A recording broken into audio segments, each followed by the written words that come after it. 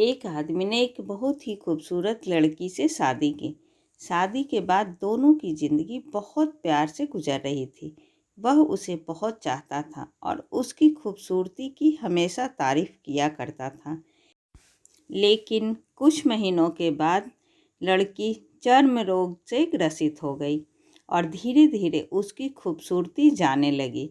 खुद को इस तरह देखकर उसके मन में डर समाने लगा कि यदि वह बदसूरत हो गई तो उसका पति उससे नफरत करने लगेगा और वह उसकी नफरत बर्दाश्त नहीं कर पाएगी। इस बीच एक दिन पति को किसी काम से शहर से बाहर जाना पड़ा। काम खत्म कर जब वह घर वापस लौट रहा था, उसका एक्सीडेंट हो गया। एक्सीडेंट में उसने अपनी दोनों आंखें खो दी। लेकिन इसके बावजूद भी उन दोनों की ज़िंदगी सामान्य तरीके से आगे बढ़ते रही। समय गुजरता रहा और अपने चर्म रोग के कारण लड़की ने अपनी खूबसूरती पूरी तरह गंवा दी। वह बदसूरत हो गई, लेकिन अंधे पति को इस बारे में कुछ भी पता नहीं था। इसलिए इसका उनके खुशहाल विवाहित जीवन पर कोई प्रभाव नहीं पड़ा। वह उसे उसी तरह प्यार करता रहा। एक दिन उस लड़की की मौत हो गई। पति अब अकेला हो गया था। वह बहुत दुखी था। वह उस शहर को छोड़कर जाना चाहता था।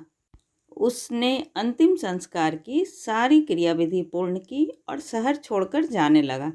तभी एक आदमी ने पीछे से उसे पुकारा और पास आकर कहा, अब तुम बिना सहारे के अकेले कैसे चल पाओगे? इतने साल तो तुम्हारी पत्नी तुम्हारी मदद किया करती थी। पति ने जवाब दिया, दोस्त, मैं अंधा नहीं हूँ, मैं बस अंधा होने का नाटक कर रहा था, क्योंकि यदि मेरी पत्नी को पता चल जाता कि मैं उसकी बदसूरती देख सकता हूँ तो यह उसे उसके रोग से ज़्यादा दर्द देता। इसलिए मैंने इतने साल अंधे होने का दिखावा किया। वह बहुत अच्छी पत्नी थी, मैं बस उसे खुश रखना चाहता था।